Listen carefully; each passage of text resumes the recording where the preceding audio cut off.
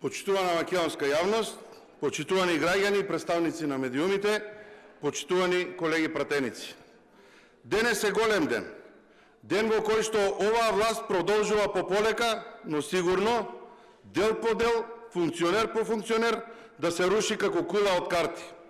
Процес кој што започна вчера со Ковачевски, продолжува денес, а ќе заврши на денот на изборите во мај.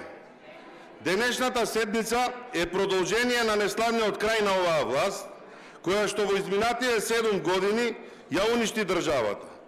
Гурница и приватизираше институциите, ги осиромеши граѓаните, ја клекна македонската економија на колена, односно, накратко кажано, создаде девастиран и нефункционален државен систем, кој што секојдневно го гледаме дека пука по сите рабови и јасно ги покажува своите аномалии и недостатоци. Зошто го велам и тврдам ова, ќе ми дозволите да го образложам во следниве неколку минути. Ќе зборувам исклучиво со аргументи, факти и бројки кои што се јасни како бел ден и нема бегање. Како координатор на пратеничката група на ВМРО-ДПМН и коалицијата, која впрочем е најголемата и најбројната пратеничка група овде во собранието, имам целосно право денес од оваа говорница, на денот кога се избира председател на собрание, пред целата македонска јавност да направам 4-годишна ретроспектива и да се обидам да ја представам неработата и нефункционалноста на овој законодавен дом во изминатиот мандат. Денес, после 4 години мандат на ова владеачко мнозинство, кој е наместо, како во секоја нормална држава и парламентарна демократија, да зборуваме за законодавен дом кој што успешно ја вршал својата работа и контролна функција над извршната власт, наместо да зборуваме за безброј плодни и аргументирани дискусии и јавни дебати помеѓу пратениците и експертите, наместо да зборуваме за тоа кој колку добри законски решенија во корист на граѓаните успеал да донесе и изгласа, за жал ние денеска можеме само да зборуваме за законодавен дом кој што е непресушен извор на самоволие и парламентарно насилие. Ова повеќе не наликува на законодавен дом, туку на дом на меѓупартиски и меѓукоалициски пазари и договори на штета на граѓаните на дневно ниво. Имено, слободно можам да кажам дека во овој мандат, кој што впрочем ги брои последните денови и месеци, видовме се и се што, но не видовме едно Европско собрание кој што треба да биде цврст столб на една демократска европска држава со европска демократија. Не видовме место каде што преку дебата и инклузивност на сите политички чинители и народни представници во собранието ќе се носат решенија кои ќе го подобрат животот на граѓаните и општеството во кое што живееме. Речиси секогаш приоритет пред интересот на граѓаните, општеството и државата, има интересот на поединци и коалицијските пазари меѓу партиите на власт, кои што резултираа со носење на многу штетни одлуки во време кога државата и граѓаните се соочуваат со сериозни предизвици и кризи. Токму затоа, со цел појасна слика и оценка на работата и состојбата во која што се наоѓа нашиот законодавен дом, јас ова 4-годишно раководење на собранието под водство на Социјалдемократскиот сојуз и ДУИ сликовито би го поделил во два дела. Во првиот дел, како клучна и реална причина за ситуацијата во која што се наоѓаме, би ги ставил преседаните кои што се случуваа овде во собранието, и вториот дел, тоа е делот на погубната статистика и злоупотребата на собранието, кои што доведува и допринесува токму ова собрание да биде најнедемократското и најнетранспарентното собрание во досегашната 30-годишна политичка историја и плурална демократија во државата. Ќе започнам со преседаните, кои што ова парламентарно мнозинство некогаш свесно, а многу ретко несвесно, по инерција ги правеше на дневна основа. Иако оваа листа со преседани е прилично долга, во интерес на времето би издвоил неколку. Деловникот за работа на собранието, кој е така наречен устав на ова собрание, како никогаш досега е погазуван и непочитуван, и тој повеќе речиси да нема никаква вредност и тежина. Го применувавте селективно, само тогаш кога и како вам ви одговараше, во зависност од дневно-политичките прилики и потреби. И добро е што донесовме нов деловник да завршат практиките со стариот. Исто така, Во многу наврати, покрај кршењето на деловникот, имавме класично кршење и непочитување на етичкиот кодекс за однесување на пратеници. А во неколку наврати, во срцето на демократијата во законодавниот дом, кој што треба да е чувар и пример за почитување на законите, беше погазуван и прекршуван и Уставот на Република Македонија. Тука го поставувам прашањето, дали постои подобар и поголем пример од овие преседани за тоа колку несериозна, недемократска и извитоперена власт имаме во државата во моментот? За жал, одговорот е повеќе од јасен. Продолжувам понатаму. За прв пат во историјата на ова собрание се соочивме ситуација овој законодавен дом да ги заклучи вратите на пленарната сала и со тоа да го ограничи правото на слободно движење на пратениците. Само заради тоа што парламентарното мнозинство не можеше да си обезбеди кворум за работа и гласање на нивните закони. Исто така, за прв пат во нашата 30 годишна плурална и парламентарна демократија, опозицијски пратеник доби судска пресуда за искажан збор од собраниска говорница, што представува еклатантно и срамно кршење на Уставот, уставното загарантирано право на секој пратеник да говори по сопствено убедување, право кое што впрочем му е обезбедено со пратеничкиот имунитет. А зад имунитетот во ова собрание се криеа други функционери. Парадоксално е малку, нели колеги? Праксата на криење на амандмани во фиока, односно отфрлање амандмани, продолжи и понатаму. Иста така, транспарентноста на оваа власт беше табу тема. За многу важни државни и национални прашања, кои што ние како представници добивавме нецелосни и половични информации на еден лист хартија, додека вистинските документи и информации се криеа и од нас, и од очите на целата македонска јавност.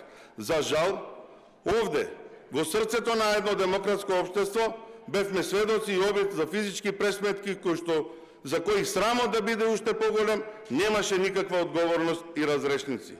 Во овој мандат видовме и закани и уцени кон пратеници. Тие стана заштитен знак и алатка за функционирањето на ова парламентарно мнозинство. На крајот денот, за сите овие преседани, за вас, вие ќе останете запаматени како парламентарно мнозинство со најмногу скандали и преседани во просек на еден ден. Тоа е суровата реалност, колку и да сакате да не ја видите или пак да не ја признаете. Продолжуваме понатаму со вториот дел. Ние пратениците од ВМРО, ДПМН и коалицијата, како директни учесници однатре, бевме сведоци на нефункционирањето на собранието и го гледавме постојаното урнисување на кредибилитетот на собранието од страна на парламентарното мнозинство, предводено од коалицијата на СДСМ и ДУИ. Факт е дека како никогаш досега работата на собранието не била толку критикувана како од Европската комисија, така и од сите релевантни меѓународни институции, невладини организации, меѓутоа и јавноста. Од друга страна, додека насекаде се фалите со инклузија на опозицијата и сите политички чинители во работата на собранието, реалноста е сосема друго. Имено, во овој мандат, пратеничката група на ВМРО, ДПМН и коалицијата има поднесено 60 закони, од кои најголемиот од нив се одбиваат уште пред да се отвори дебатата по истите, односно на самиот почеток на седницата не се усвојува потребата од нивно носење. Самото тоа говори колкави и какви ви се демократските капацитети на целото ова владеачко мнозинство, кое очигледно се плаши да се соочи со аргументите на опозицијата. Нагласувам дека од 60 поднесени закони прифатени се само 3. Ако ова е демократија, навистина не знам како би изгледало да нема демократија. Исто така, од наша страна се поднесени 5 информации за разгледување кои што уште не виделе бел ден и уште стојат отворени на некои седници. Иста случајот и со декларации и предлог одлуки кои што се ставаат на дневен ред и никогаш не доаѓаат на ред да се разгледаат. Класична злоупотреба на власта за замолчување на гласот на народот. Во овој мандат поднесуваме и 6 интерпелации за работата на министри и други избрани и именувани лица, кои нанесоа штета на државните, националните интереси или пак институциите, односно онаму каде што раководели или председавали. Тие никогаш не дојдоа на дневен ред. Почитувани, потврдивте во клучната обврска, задача и цел на собранието е тоа да како пратеници вршиме контрола и надзор над извршната власт, која што впрочем ние ја бираме. Затоа парламентарното мнозинство е директен виновник за неодговорното и непрофесионалното однесување кон законодавниот дом и кон државата од страна на извршната власт. Злоупотребата на европското знаменце стана секојдневие. Ова ви го каже и Европската унија, не само ВМРО-ДПМН, но бадијала, продолживте понатаму. Лепењето на европското знаменце на секој еден закон кој што нема никаква врска со согласување на европската регулатива стана ваш добро познат механизам за протнување на сила и на брзина на лошите законски решенија, со што ги заобиколувате пропишаните собраниски процедури и јавни дебати. Од почетокот на мандатот во 2020 година поднесени се 747 закони, 425 закони биле по скратена постапка. Повеќе од половина закони се во скратена постапка. Тоа доволно говори за демократијата и работата во собранието. Ова ли е таа транспарентност и развивање на здрава дебата во законодавниот дом според вас? Ако е така, браво за вас. Овие бројки беа нотирани во извештајот на Европската комисија за напредокот на Македонија. Дополнително, цитирам дел од извештајот. Бројот на закони донесени по скратена постапка се зголемил од 38 на 59% на сметка на важни дебати и инклузивен законодавен процес. Се тоа се, затворен цитат, се тоа се факти кои што не може да се заобиколат или побијат. Јасна е целта на власта и парламентарното мнозинство на секој можен начин, демократски или недемократски, да ја замолчи опозицијата. Почитувани, ова е сликата и состојбата на собранието кое што вие ви речици на крајот на вашиот мандат ја оставате позади вас. Урнисавте и погазивте речици се што може да се урниса и погазди. А да биде трагедијата уште поголема, продолжувате јако по удолницата и не запирате. Сепак цела среќа во несреќа е што многу брзо од денес оваа рашамонијада конечно ќе заврши. Јас лично, како координатор на најголемата политичка партија во собранието, искрено посакувам, но сепак не очекувам драстична промена и подобрување на односот и состојбите овде во собранието. Ова го кажувам бидејќи гледајќи ги ветувањата од 2020 година за голема транспарентност, судир на аргументи и дебати, здрав однос помеѓу власт и опозицијата кои ги слушнавме ние, 4 години подосна сите тие зборови и ветувања се покажаа како празни и навистинити. Сето ова што го ветувавте овде од оваа говорница го направивте токму спротивното. Ова мнозинство покажа огромна неконзистентност во ставовите, демонстрираше клиентелизам и политички акробации и внатре во својата владина коалиција, но и пред јавноста. А се со една цел, тоа е одржување и задржување на голата власт по секоја цена. Ги ставивте на прво место вашите интереси коалициски и националните отстапки, пред традицијата, историјата, практиките, но и представовите и барањата на граѓаните. Свесно одбравте да не го слушате гласот на народот. Искрено посакувам и се надевам дека овие зборови и забелешки новиот кандидат за председател на собранието детално ќе ги проанализира. Колку толку има време да направи одредени отстапки и промени кон подобро, иако и тој е директно, но и индиректно учесник во најголем дел од овие настани, активности и процеси за кои што говорев.